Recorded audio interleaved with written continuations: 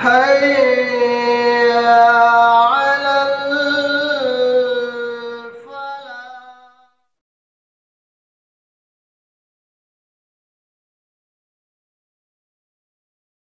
اب میں اسی پر اکتفا کرتے ہوئے میں اللہ سے دعا کرتا ہوں اللہ سبحانہ وتعالی جتنے بھی ہمارے عبدالقدیر بھائی ہیں، عبداللہ بھائی ہیں، عمران بھائی ہے، غیاث بھائی ہے، اور اسی طریقے سے جو بھی ہماری منتری جو تعاون کرتے ہیں، اللہ سب کے دامے درمی سخنے کو اللہ قبول فرما دے۔ رب ذوالجلال سب یہ جو چھوٹے چھوٹے بچے جو نکل رہے ہیں پڑھ کر دین کا جو داعیہ بن رہے ہیں، ناصحہ واعظہ جو بن رہے ہیں، مولا یہ ان کی مرہون منت ہے۔ آپ نے جو تعاون کیا ہے ماشاءاللہ سے عبدالقدیر بھائی اور ان کا ایک پورا قبیلہ ہے ماشاءاللہ سے، کافی پورے احباب مل کر تعاون کرتے ہیں، رمضان ہے، غیر رمضان ہے ماشاءاللہ سے، اور پھر یہاں کے غرباء میں، فقراء میں، مساکین اور بیواؤں کے اندر بھی کافی خطیر رقم خرچ کرتے ہیں۔ عبدالقدیر بھائی ہر ہمیشہ، عبداللہ بھائی ہیں، اللہ تعالیٰ سب کے اعمال کو اللہ قبول فرما دے۔ نواز بھائی ہیں، اللہ ان سب کے اعمال کو قبول فرمائے۔ مقام جمعیت اور میں بڑے ہی دل کی گہرائیوں سے نذیر الدین صاحب جو مسلم ویلفیئر سوسائٹی کے جو چیئرمین ہیں ان کا میں مشکور و ممنون ہوں، کل رات میں 1 بجے تک ہمارا ساتھ دیا، اور عقیل بھائی کا بھی میں مشکور و ممنون ہوں کہ اتنی بڑی زمین کو انہوں نے ہمارے لیے دے دیا اور ہر ممکن سہولت کو فراہم کیا، رات میں 2-3 بجے تک ہمارے ساتھ میں رہے۔ الحمدللہ تیاری کے اندر مکمل ساتھ دیا، تعاون کیا۔ اللہ تعالیٰ آپ کو عمر میں خیر و برکت دے، آپ کے اولاد میں برکت دے، اللہ ہر قسم کے حوادثات سے اللہ محفوظ رکھے، اللہ خیر و بھلائی کے اللہ تعالیٰ معاملہ فرما دے، آمین تقبل یا رب العالمین۔ وصلی اللہ علی نبینا محمد۔ انشاءاللہ مختصر چند مشائخ کے انشاءاللہ تفسیر ہوں گے، پھر اس کے بعد شیخ کا خطاب عام ہوگا، پھر اس کے بعد ظہر کی نماز اور ظہرانہ بھی انشاءاللہ ہو جائے گا۔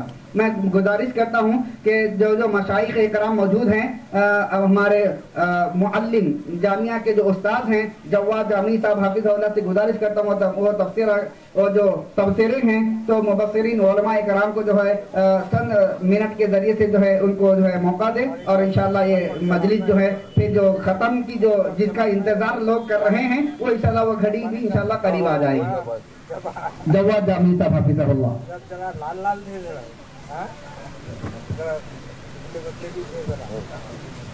السلام علیکم ورحمۃ اللہ وبرکاتہ۔ بہت دیر سے ہم طالبات کے علم مظاہرے کو دیکھ رہے تھے۔ انشاءاللہ اس سلسلے کو آگے بڑھاتے ہوئے میں ہمارے اس جلسے کے مہمان خصوصی فضیلت الشیخ عبدالرحیم مکی حفظہ اللہ سے ادباً التماس کرتا ہوں اس شعر کے ذریعے سے۔ اہل محفل منتظر ہیں دیر سے عالی وقار، اہل محفل منتظر ہیں دیر سے عالی وقار، آپ کے پند و نصائح کا انہیں ہے انتظار، فلیتفضل مشکورا۔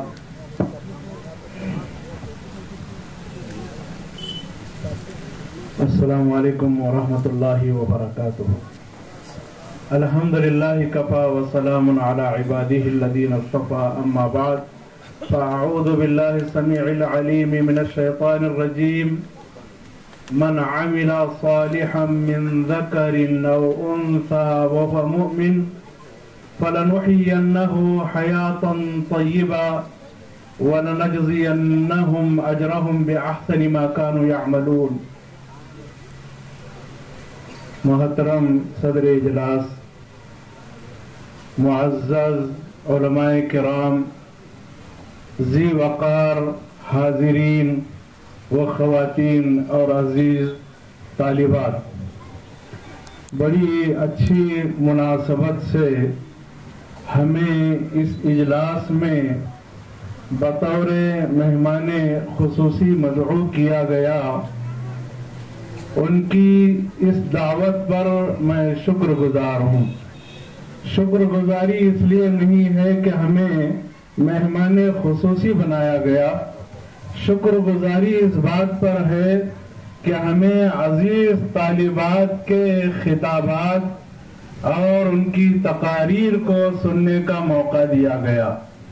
ان عزیز طالبات کی زندگی میں اللہ تعالیٰ خیر و برکت عطا فرمائے، اور ان عزیز طالبات پر جن معلمین اور معلمات نے محنت کی ہے اور حسن توجہ فرمائی ہے، اللہ تعالیٰ ان کی محنتوں کو شرف قبولیت عطا فرمائے، اور جن بھائیوں نے جن بہنوں نے اس ادارے کے چلانے کے سلسلے میں جس طرح کا بھی تعاون پیش کیا ہے، اللہ تعالیٰ ان کے تعاون کو قبول فرمائے۔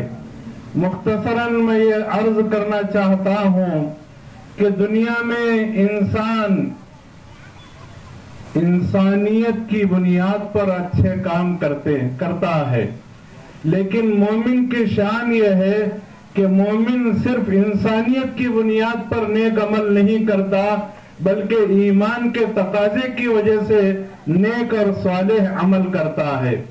تلاوت کردہ آیت مبارکہ میں اسی بات کا رب العالمین نے تذکرہ فرمایا ہے، من عمل صالحا من ذکر او انثى وهو مؤمن، حالت ایمان میں جو بھی مرد یا عورت نیک اور صالح عمل کرے، اللہ کا وعدہ ہے فَلَنُحْيِيَنَّهُ حَيَاةً طَيِّبَةً، تو ہم ایسے مرد اور ایسی عورت کو پاکیزہ اور خوشگوار زندگی عطا کریں گے۔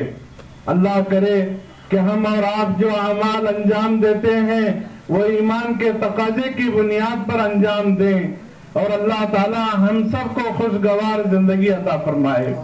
دوسرا وعدہ اللہ کا یہ ہے وَلَنَجْزِيَنَّهُمْ أَجْرَهُمْ بِأَحْسَنِ مَا كَانُوا يَعْمَلُونَ، اور ہم ایمان والے مردوں اور عورتوں کو اس سے کہیں زیادہ اچھا بدلہ عطا کریں گے جو یہ لوگ کیا کرتے ہیں۔ اللہ سے دعا ہے اللہ تعالیٰ اس کار خیر کو قبول فرمائے، اور جامعۃ الصالحات السلفیہ للبنات پوڈور ضلع وقار آباد کے اس ادارے کو دن دونی رات چوگنی ترقی عطا فرمائے، اور ہم سب کی حاضری کو اللہ تعالیٰ شرف قبولیت عطا فرمائے۔ میرے دوست اور میرے محترم ڈاکٹر سید معراج ربانی حفظہ اللہ موجود ہیں، میں زیادہ وقت نہ لیے بغیر میں اپنی بات کو یہیں ختم کرتا ہوں، جبکہ دیگر مہمانان گرامی آپ سے اپنے تاثرات پیش کریں گے۔ وآخر دعوانا ان الحمدللہ رب العالمین وصلی اللہ علی النبی الکریم والسلام علیکم ورحمۃ اللہ وبرکاتہ۔ جزاکم اللہ خیر و بارک فیکم۔ ہم شیخ کے حق میں دعا کرتے ہیں کہ اللہ رب العالمین شیخ کے علم و عمل میں برکت عنایت فرمائے، آمین۔ اس کے بعد میں فضیلت الشیخ بدیع الزماں سلفی مدنی حفظہ اللہ سے ادباً گزارش کرتا ہوں کہ آئیں اور شیخ مختصر طور پر اپنے تاثرات پیش کریں۔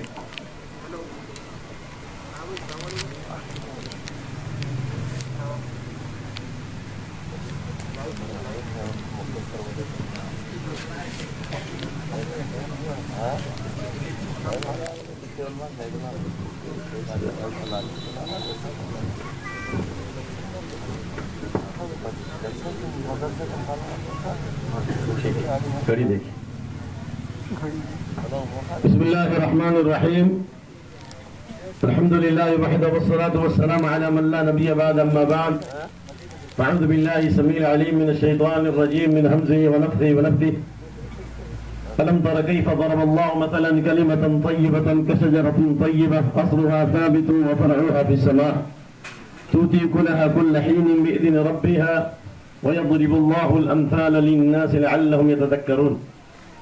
اللهم اجعل أعمالنا كلها صالحة واجعلها لوجهك خالصا ولا تجعل لأحد فيها شيئا۔ یقیناً ہماری زندگی کا یہ بہت ہی پر انوار اور پرجلال دن ہے کہ میں نے اس پرفضا مقام پر روح پرور اور خوشگوار ماحول میں طالبات کا علمی مظاہرہ اور ان کی قیمتی باتیں سنی ہیں۔ میں اللہ سے دعا کرتا ہوں کہ اللہ اس مدرسے کو کشجرۃ طیبہ اصلها ثابت وفرعها فی السماء کا مصداق بنائے کہ ہم اکیلے ہی چلے تھے جانب منزل، مگر لوگ ساتھ آتے گئے اور کارواں بنتا گیا۔ جو کام اخلاص سے شروع ہوتا ہے اللہ رب العالمین ہر طرف سے مدد کرتا ہے، کیونکہ اللہ فرماتا ہے وَمَن يَتَّقِ اللَّهَ يَجْعَل لَّهُ مَخْرَجًا وَيَرْزُقْهُ مِنْ حَيْثُ لَا يَحْتَسِبُ۔ قال ابن كثير نقلا بعض السلف من يتق الله يجعل له مخرجا أي من ضيق الدنيا والآخرة والكرب عند الموت وأفزاع يوم القيامة۔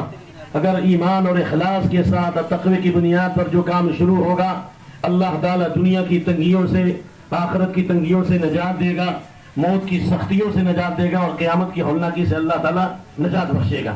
اس لیے میں اپنی طرف سے جامعہ کے ذمہ داروں کو، معاونین کو، طالبات کو اور تمام لوگوں کو مبارکبادی دیتا ہوں کہ انشاءاللہ العزیز اللہ آپ کی کوششیں ضائع نہیں کرے گا۔ ہمیشہ اللہ کا یہ قول سامنے یاد رکھیے والذین جاہدوا فینا لنہدینہم سبلنا وإن اللہ لمع المحسنین. جو بھی اللہ کی رضا و خوشنودی کے لیے علم کی راہ میں کوشش کرے، دعوت کی راہ میں کوشش کرے، انسانیت کی خدمت کے لیے کوشش کرے، تو اللہ رب العالمین ہمیشہ ہدایت کے راستے کھول دے گا. ہمارے موبائل کا نیٹ ورک محدود ہے، لیکن اللہ کا نیٹ ورک غیر محدود ہے. جب سارے راستے بند ہوتے ہیں تو اللہ تعالیٰ کی رحمت کا دروازہ کھلتا ہے، اور اللہ نے وعدہ کیا ہے کہ ہم اپنے سارے راستے کھولیں گے. لیکن شرط کیا ہے؟ وَإِنَّ اللَّهَ لَمَعَ الْمُحْسِنِينَ. اس لیے اس آیت کی تفسیر میں فضیل بن عیاض کہتے ہیں کہ جو علم کی راہ میں اخلاص سے محنت کرے گا اللہ اس کے لیے خیر اور بھلائی کے دروازے کھول دے گا. اس سلسلے میں کچھ باتیں مجھے کہنی تھی، لیکن چونکہ ہمارے بیچ ہم سب کے محترم اور موقر عظیم عبقری شخصیت ڈاکٹر سید معراج ربانی موجود ہے، میں یہاں اس سے پہلے بھی آیا ہوں. انشاءاللہ طالبات سے انشاءاللہ آئندہ میں کچھ علمی باتیں، فکری باتیں پیش کروں گا. وقت اس کی اجازت نہیں دیتا، لیکن میں اس علاقے کے لوگوں کو ایک آواز دیتا ہوں کہ اللہ تعالیٰ نے آپ پر جو انعام اور اکرام کی جو بارش کی ہے، مثلی ومثل ما بعثنی اللہ به من الهدى والعلم كمثل الغیث الکثیر.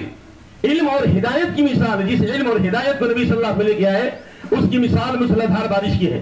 جس طرح بارش سے مردہ زمین زندہ ہوتی ہے، قرآن و حدیث سے دلوں میں ایمان کی زندگی آتی ہے. جو علم اور ایمان سے محروم ہے اس کا دل مردہ ہے. اللہ فرماتا ہے وَمَنْ كَانَ مَيْتًا فَحْيَيْنَاهُ. قال ابن عباس فَحْيَيْنَاهُ بِالْإِيمَانِ، یعنی جس کے اندر ایمان ہے اللہ تعالیٰ اس کے دلوں میں ایمان کی زندگی دیتا ہے. لیکن ایمان کی زندگی ملے گی کیسے؟ وہ نور ملے گا کیسے؟ قرآن و سنت کی تعلیم سے. وَجَعَلْنَا لَهُ نُورًا وَجَعَلْنَا لَهُ قُرْآنًا. قرآن اور سنت کی تعلیم کے ذریعے روشنی ملے گی. لہذا اے علاقے کے لوگوں اور اے اس علاقے کے شاہین صفت نوجوانوں جنہوں نے اس ادارے کی مدد کی ہے، آپ کے لیے مبارکبادی ہے اور آپ کے لیے خوشی اور مسرتوں کا پیغام ہے. لیکن اسی کے ساتھ میں یہ بات بھی کہنا چاہتا ہوں، اللہ کا یہ فرمان وَإِن تَتَوَلَّوْا يَسْتَبْدِلْ قَوْمًا غَيْرَكُمْ ثُمَّ لَا يَكُونُوا أَمْثَالَكُمْ. اگر آپ دین سے پھر جاؤ گے، اگر آپ دین کی راہ میں مشقت برداشت کرنے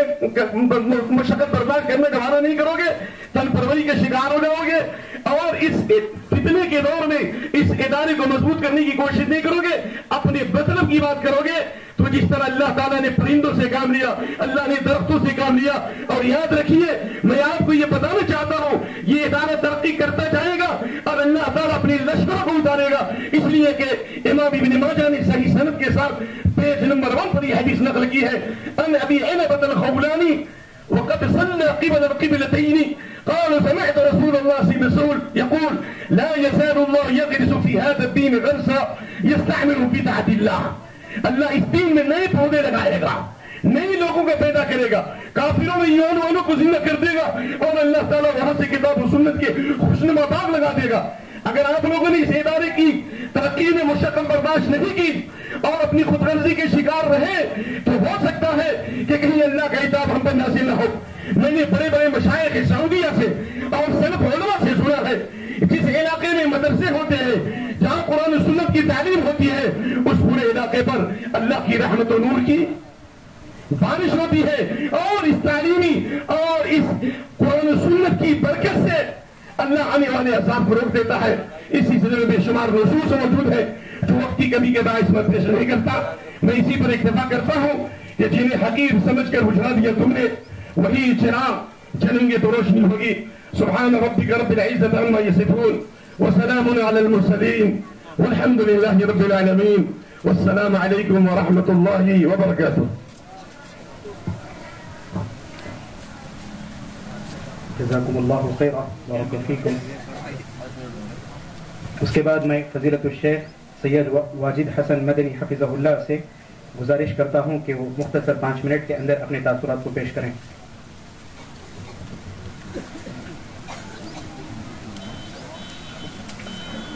السلام علیکم ورحمۃ اللہ وبرکاتہ. الحمد للہ رب العالمین والصلاة والسلام علی رسول الامین وعلى آلہ وصحبہ اجمعین ومن تبعهم بإحسان إلى يوم الدين. أما بعد فأعوذ بالله من الشيطان الرجيم. بسم الله الرحمن الرحيم. يرفع الله الذين آمنوا منكم والذین اوتوا العلم درجات۔ جامعۃ الصالحات السلفیہ کوٹور کے اس تعلیمی سالانہ اجلاس میں بچیوں کی جانب سے جو ان کا تعلیمی مظاہرہ تھا، یہ تقریباً یہاں موجود تمام لوگوں نے اپنی نظروں سے مشاہدہ کیا ہے۔ اب اس سلسلے میں ہم کوئی اپنی جانب سے تاثرات پیش کریں تو شاید یہ مناسب نہیں ہے، اس لیے کہ ساری چیزیں آپ نے دیکھی ہے، یہ ان کی علمی صلاحیتیں، ان کی تقریریں، ان کی قرأت، ان کی نظمیں عربی زبان، انگریزی زبان، تیلگو اور اردو زبان میں جس طرح سے اللہ تبارک و تعالیٰ نے ان کو یہ مہارت عطا فرمائی، بس اللہ سے یہ دعا کریں کہ اللہ تبارک و تعالیٰ ان کو اس علم پر ثابت قدمی عطا فرمائے۔ میں 2-3 باتیں آپ کے سامنے پیش کروں گا۔ سب سے پہلے ان طالبات کے لیے جو طالبات اس سال فارغ ہو رہی ہیں، بڑی خوشی کی بات ہے، جامعۃ الصالحات کی جانب سے اس طرح ایک ایسا چھوٹا سا گاؤں بڑے بڑے شہروں سے کافی دور اور گاؤں کے اندر بھی گلیوں سے گھس کر ایسے اندر جانا پڑتا ہے، اندازہ نہیں ہوتا کہ ایسے چھوٹے سے گاؤں میں ایسی گلیوں میں کوئی مدرسہ ہوگا اور اس جگہ پر اس طرح کی تعلیم ہوتی ہوگی۔ لیکن جب ان کی علمی صلاحیت کو ہم نے اپنے آنکھوں سے دیکھا، کانوں سے سنا، تو ہمیں احساس ہوا کہ اللہ تبارک و تعالیٰ اپنے دین کو کسی بھی جگہ پر پھیلا سکتا ہے۔ اس کے دین کا نزول، اس کے علم، اس کی شریعت، اس کے لیے شہروں کی ضرورت نہیں ہوتی ہے۔ اللہ جس کو جہاں پسند کرتا ہے، منتخب کرتا ہے، یہ شہر کے لیے، جیسے ہمارے عالم صاحب بدیع الزمان مدنی صاحب نے کہا، یہ پودور والوں کے لیے بڑی نعمت ہے اللہ تبارک و تعالیٰ کی طرف سے، تو اس شہر والوں کو، اس گاؤں والوں کو اس نعمت کا صحیح اہتمام کرنا چاہیے۔ تو میں طالبات سے ایک درخواست کروں گا۔ عبداللہ بن مبارک رحمہ اللہ فرماتے ہیں، لا یزال المرء عالما ما طلب العلم، کہ ایک آدمی جب تک کہ علم حاصل کرتا رہتا ہے تب تک کہ وہ عالم رہتا ہے۔ ایک آدمی جب تک علم حاصل کرتا رہتا ہے تب تک کہ وہ عالم رہتا ہے۔ فَإِذَا ظَنَّ أَنَّهُ عَلِمْ فَقَدْ جَهِلْ، اور جہاں اسے یہ سمجھ میں آتا ہے، اس کو یہ لگنے لگتا ہے کہ میں عالم ہو چکا ہوں، تو یاد رکھنا اسی دن سے ان کی جہالت کے ایام شروع ہو جاتے ہیں۔ تو یہاں یہ تعلیمی مظاہرہ، مدرسے کے اندر تعلیم حاصل کرنا، یہ سند فراغت لے لینا، یہ اس بات کی علامت نہیں ہے کہ آپ مکمل عالم ہو گئے، یہ اس بات کی علامت ہے کہ آپ کو یہاں سے پڑھنے کا طریقہ آ گیا ہے، اس کا سلیقہ آ گیا ہے۔ اب یہاں سے آپ کی پڑھائی شروع ہوگی، یہاں سے آپ کا مطالعہ شروع ہوگا۔ اگر یہ باقی رہا تو آپ انشاءاللہ ہمیشہ عالم رہیں گے۔ یہ اللہ تبارک و تعالیٰ سے ہم دعا بھی کرتے ہیں کہ اللہ تبارک و تعالیٰ آپ کو اس کی توفیق عطا فرمائے۔ طالبات کے جو سرپرست حضرات ہیں، جن لوگوں نے یہ محنتیں کی ہیں، ہم نے دیکھا کچھ ایسے افراد نہ جانے کون کون سے کام کرتے ہیں، کہاں کہاں ان کی مزدوریاں ہوتی ہیں، الگ الگ شہروں سے یہاں پر آئے، ان کے ہاتھوں میں جب یہ سند فراغت ان کی بچیوں کی جانب سے دیے جا رہے تھے، ایسا محسوس بھی نہیں ہوتا تھا کہ یہ باپ ہوں گے جو اپنے بچوں کو عالم بنائیں گے، ورنہ تقریباً ایسے دیکھا جاتا ہے کہ لوگ اپنے محلوں میں، اپنے مقامی زبانوں کے اسکولوں میں بچوں کو پڑھاتے ہیں، یہ سمجھ کر کہ یہ اسکول یہ بچوں کا مستقبل بنائیں گے، لیکن ان غریب افراد نے، یہ بہترین ماں باپ نے اپنے بچوں کے لیے دینی تعلیم کا راستہ اپنایا، اور ان کے لیے نبی کریم صلی اللہ علیہ وسلم کی یہ خوشخبری ہے۔ آپ صلی اللہ علیہ وسلم فرماتے ہیں، من کان له 3 بنات او 3 اخوات او بنتان او اختان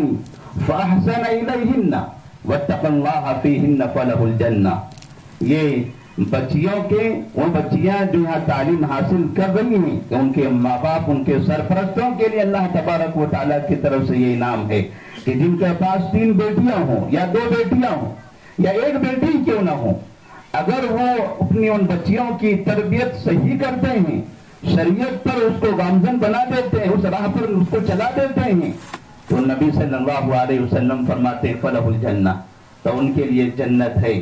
تو اللہ تبارک و تعالیٰ کا احسان مانیے، شکر مانیے کہ اللہ تبارک و تعالیٰ نے آپ کو ایک جنت والا کام کرنے کی توفیق عطا فرمائی۔ اور ہمارے اس مدرسے کے جو شیخ الجامعہ ہیں سمیع اللہ جامعی حفظ اللہ، بار بار بعض ذمہ داران کا تذکرہ کر رہے تھے، کچھ لوگوں کا آپ نے نام بھی لیا ہے، اور ضروری نہیں کہ ہر ایک کا نام ہی آئے۔ بہت سے ایسے اس ادارے کے پیچھے ہیں جو گمنام رہ کر اس جامعہ کی مدد کر رہے ہیں۔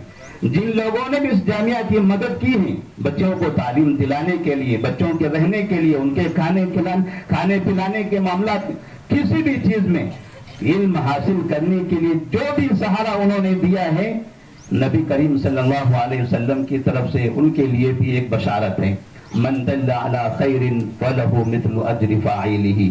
ذمہ داران، عہدے داران، ہمارے وہ افراد جو یہاں اسٹیج پر بیٹھے ہوئے ہیں، اور وہ افراد جو سامنے ہیں، جو یہ سمجھتے ہیں کہ ہم نے اس میں حصہ لگایا ہے، ہم یہ محنت کر رہے ہیں، اللہ تبارک و تعالیٰ نبی کریم صلی اللہ علیہ وسلم کا وہ فرمان یاد رکھیں کہ آپ لوگ ایسا کام کر رہے ہیں۔ نبی نے فرمایا کہ جو کسی کی رہنمائی کرتا ہے خیر کے کام کے لیے، کسی کی رہنمائی کرتا ہے خیر کے کام کے لیے، تو اللہ تبارک و تعالیٰ ان کے عمل کے مطابق آپ کو اس کا ثواب عطا فرمائے گا۔ تو جو یہ ذمہ داری نبھا رہے ہیں، یہ بچیاں یہاں سے پڑھ کر جائے گی، علم حاصل کر کے یہ عمل کرے گی، دعوت و تبلیغ کا کام کرے گی، انشاءاللہ ان سب کا ثواب آپ کو ملتا رہے گا، اور یہ آپ کی زندگی اور آخرت کے لیے بڑی کامیابی ہے۔ اللہ تبارک و تعالیٰ سے دعا ہے اللہ تبارک و تعالیٰ اس جامعہ کو مزید ترقی عطا فرمائے۔ جو افراد اس کی خدمت کر رہے ہیں، اللہ تبارک و تعالیٰ ان کی خدمات کو، ان کی قربانیوں کو قبول فرمائے، اور جو طالبات یہاں علم حاصل کر رہی ہیں، اللہ تبارک و تعالیٰ ان کے حافظے میں، ان کے علم میں برکت عطا فرمائے۔ اللہ ہم سب کو علم کی خدمت کرنے کی توفیق دے۔ السلام علیکم ورحمۃ اللہ وبرکاتہ۔ جزاکم اللہ خیر و بارک فیکم۔ اس کے بعد ہمارے معزز مہمان جناب برکات خان صاحب سے ادباً گزارش کرتا ہوں کہ وہ اپنے تاثرات مختصر انداز میں پیش کریں۔ السلام علیکم ورحمۃ اللہ وبرکاتہ۔ میں آپ تمام لوگوں کے سامنے کیا بولوں یہ اندازہ نہیں ہے، اور نہ مجھے یہ معلوم تھا کہ کچھ بولنا ہے، لیکن پھر بھی تھوڑی باتیں آپ لوگوں کے سامنے رکھتا ہوں۔ آج سے جب 12 سال پہلے جب سمیع اللہ صاحب یہاں پر بتائے تھے کہ مدرسے کی ایجاد کریں گے، تو میں جب یہاں پر آیا تھا تو مجھے تو بہت عجیب سا لگا تھا کہ یہاں پر کیا ہوگا کیا نہیں ہوگا، لیکن میں اس کا کریڈٹ میں اپنے آپ کو کچھ بھی نہیں دیتا ہوں۔ یہ میرے والدین اور میری بہن جو بحرین میں رہتے اس کا انجام کرے، اور الحمدللہ ماشاءاللہ آج یہاں تک آپ لوگ پہنچے، میں اس کے لیے بہت بہت آپ لوگ کو مبارکباد دیتا ہوں۔ اللہ آپ تمام لوگوں کو اس کا جزائے خیر دے، بہت بڑی بات ہے، الحمدللہ، شکریہ۔ جزاکم اللہ خیر۔ اس کے بعد میں علیم الدین فلکی صاحب سے بھی ادباً گزارش کرتا ہوں کہ وہ آئیں اور اپنے تاثرات پیش کریں۔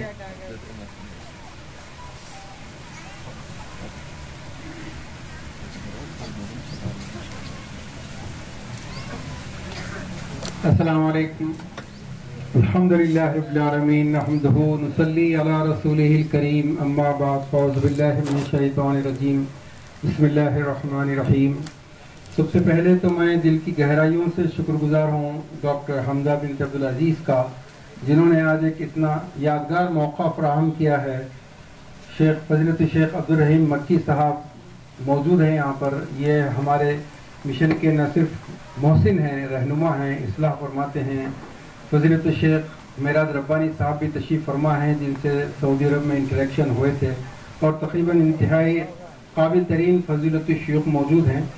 چونکہ میں ناظم جلسہ کی مجبوری سمجھتا ہوں، اس لیے 5-7 منٹ سے زیادہ نہیں لوں گا، بہت تاخیر ہو چکی ہے۔ میں ان تمام 26 طالبات کو، ان کے ماں باپ کو مبارکباد پیش کرتا ہوں جنہوں نے آج یہاں سے سند حاصل کی ہے۔ اور مجھے اکثر ایسے گریجویشن سیریمنیز پر مختلف علاقوں میں جانا ہوتا ہے۔ چونکہ میں مختصر کہنا چاہتا ہوں، اشاروں میں بات سمجھنی چاہیے، سمجھدار کو اشارہ کافی ہے۔ ان بچیوں کو دیکھ کر بس ایک سوال ذہن میں آتا ہے کہ 2-4 سال کی بات ہے کہ اب ان کی شادیاں ہوں گی۔ اب سوال یہ پیدا ہوتا ہے کہ یہ شادیاں کس کے طریقے پر ہوں گی؟ طریقے بہت ہیں اس وقت سوسائٹی میں۔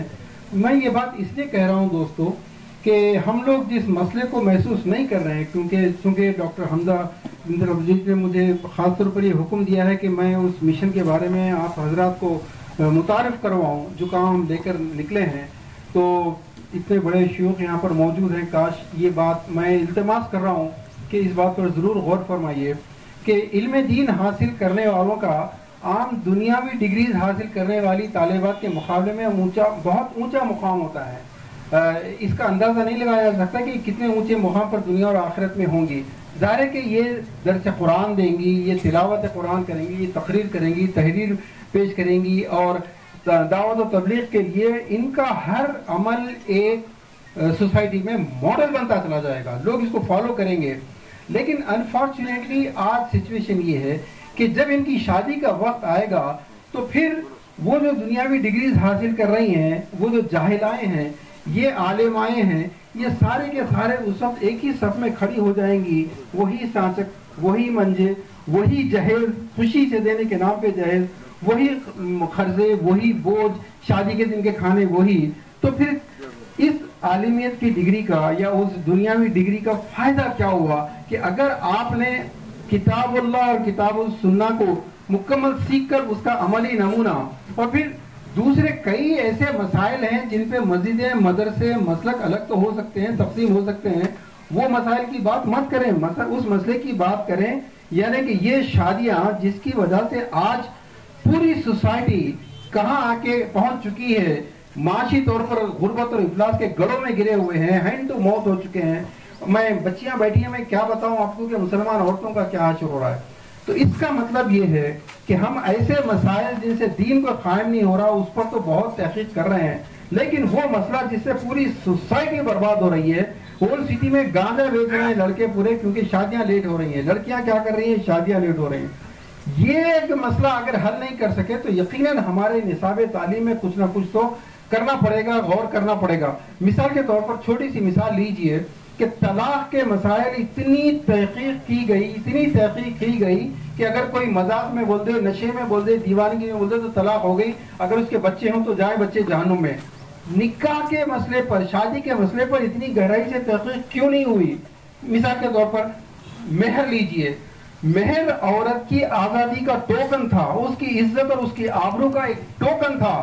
اس زمانے میں ابھی کسی مقرر نے بھی، بچی نے بہت اچھا کہا، اس زمانے میں لڑکی کی شادی پر اپنی کوئی مرضی نہیں ہوتی تھی. قبیلے کا سردار 10 عورتوں کو، اگر بیوہ ہو جاتی تو 10 عورتوں کو داخل کر لیتا. عورت پر اتنا ظلم تھا کہ وہ انٹچیبل تھی. اسلام نے اس کو آزادی دی کہ جب تک عورت کی مرضی نہ ہو نکاح پر، اس کی آزادی، اس کی خوشی جو ہے وہ ٹوکن ہے، وہ مہر، لوہے کی انگوٹی ہو، چاہے چادر ہو، چاہے 10 لاکھ روپے ہو. عورت کی آزادی اتنی بڑی قیمتی تھی. لیکن بعد کے دور میں پھر ہمارے علماء نے، ہمارے مرشدوں نے، ہمارے مشائخین نے اس آزادی کو دفن کرنے کے لیے ایک سازش کہہ لیں، اس کو پیٹریارکی کہہ لیں، مردوں کی جو غلبہ ہوتا ہے نا، برہمنیت، اس کو قائم کرنے کے لیے ایک نئی چیز نکالی اور آزادی کو، مہر کی اہمیت کو دفن کیا. وہ اس طرح سے کہ شادی کا کھانا اور جہیز خوشی سے دیا جائے تو جائز ہے.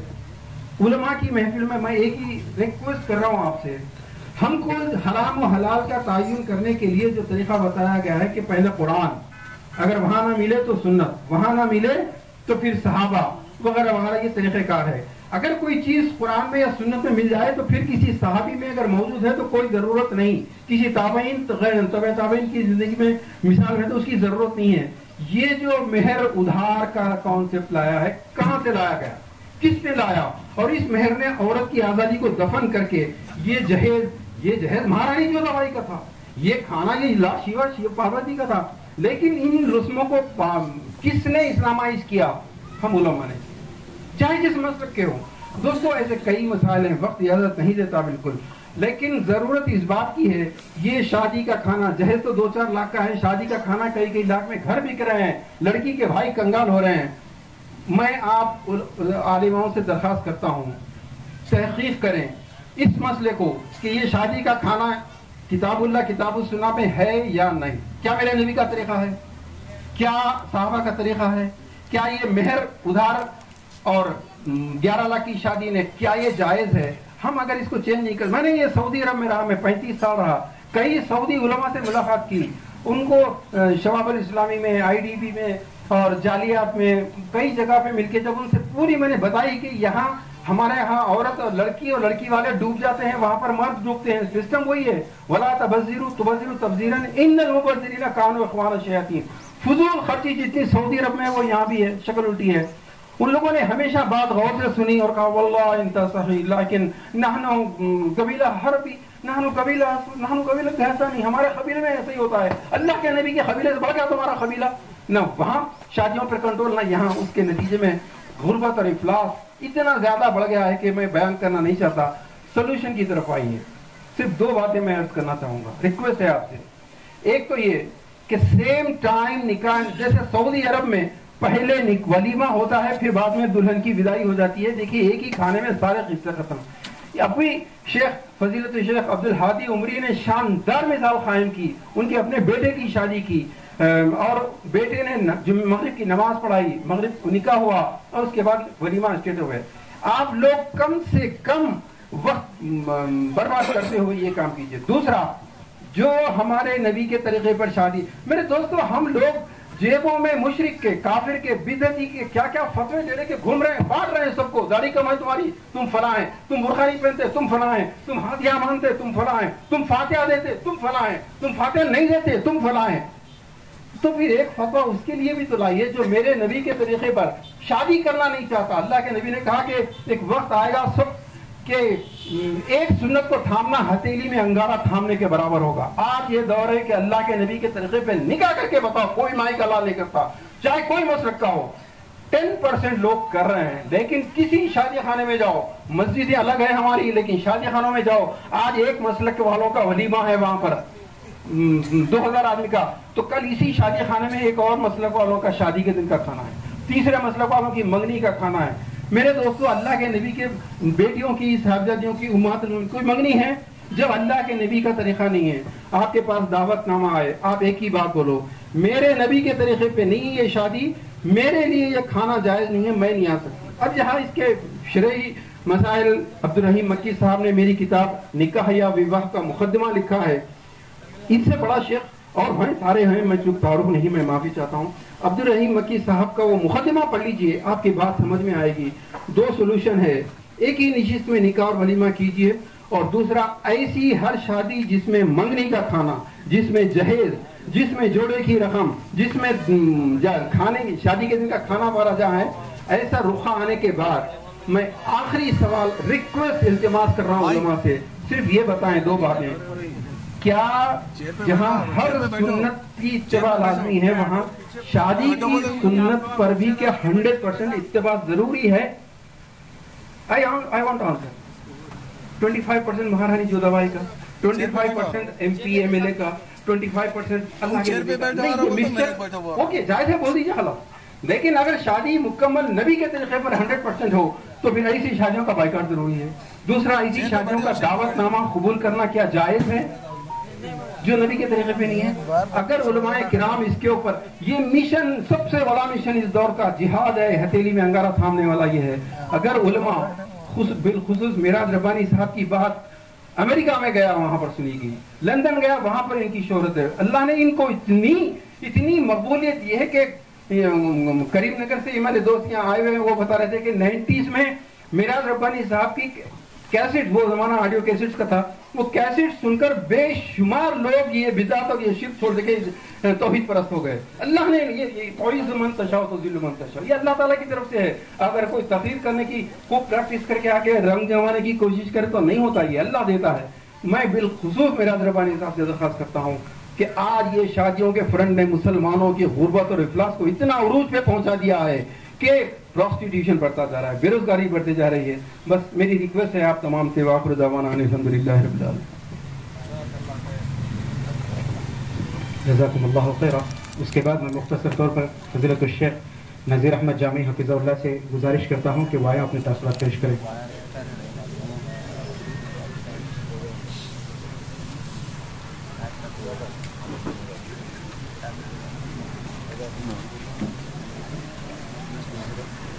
السلام علیکم ورحمۃ اللہ وبرکاتہ.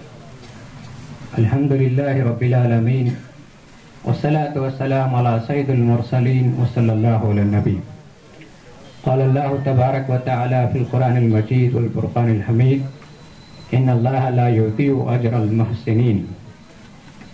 محترم بھائیوں اور اسلامی بہنیں اور بیاش پر بیٹھے ہوئے علماء کرام، میں 1-2 منٹ میں 1-2 بات بتانا مناسب سمجھتا ہوں کہ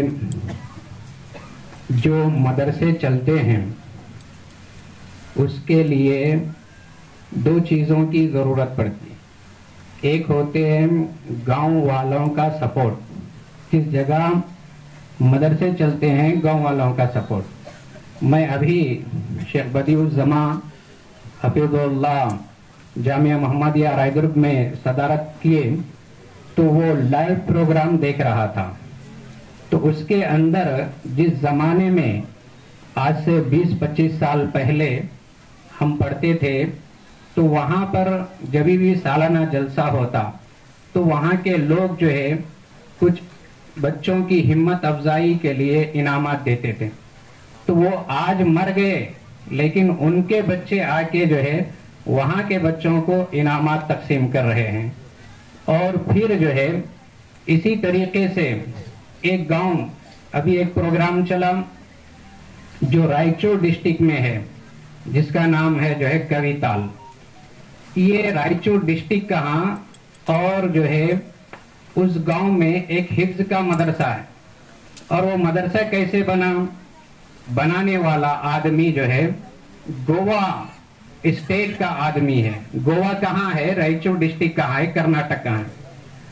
اس گاؤں گوا میں ایک مولانا امامت کر رہے تھے، مدرسہ میں پڑھا رہے تھے. ان سے وہ آدمی نے کہا کہ مولانا آپ کی قرات بہت اچھی ہے، میں مدرسہ بنانا چاہتا ہوں، حفظ کا مدرسہ.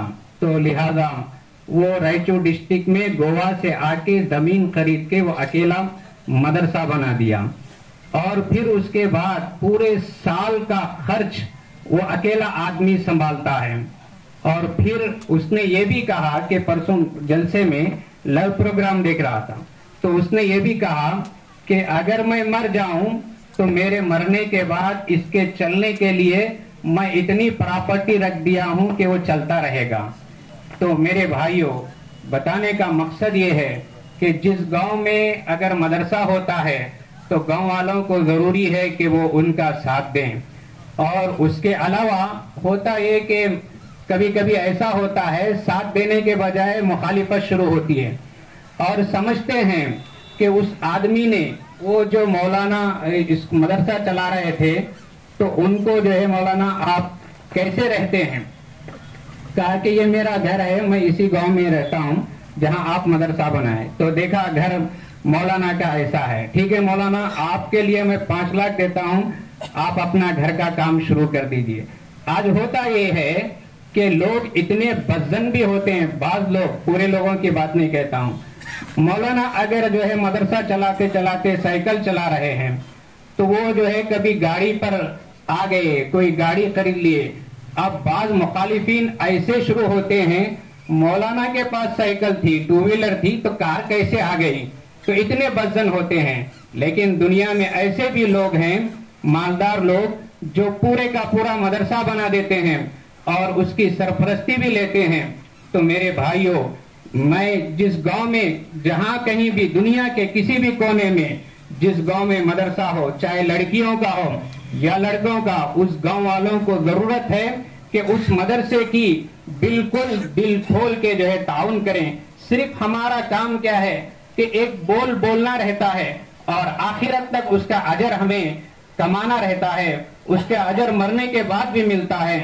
اور اسی طریقے سے جو لوگ مدرسہ چلاتے ہیں ان کے لیے ایک بات یہ ہے وَمَن يَتَّقِ وَيَصْبِرْ، کہ جو لوگ جو ہے یعنی اللہ سے ڈرتا ہے اور صبر کرتا ہے تو فَإِنَّ اللَّهَ لَا يُضِيعُ أَجْرَ الْمُحْسِنِينَ، اللہ تبارک و تعالی یہ صبر کرنے والے اور تقوی اختیار کرنے والوں کا اجر کبھی ختم نہیں کرتا. تو میں نے لاک ڈاؤن سے پہلے بھی مدارس کے حالات اچھے تھے، لاک ڈاؤن کے بعد ٹھیک نہیں رہے. اور میں حافظ سمیع اللہ جامعی حفیظ اللہ کو جانتا ہوں، इन पर भी जो है एक ऐसा वक्त आया जो मुश्किल वक्त था तो और वो ख़त्म भी हो गया।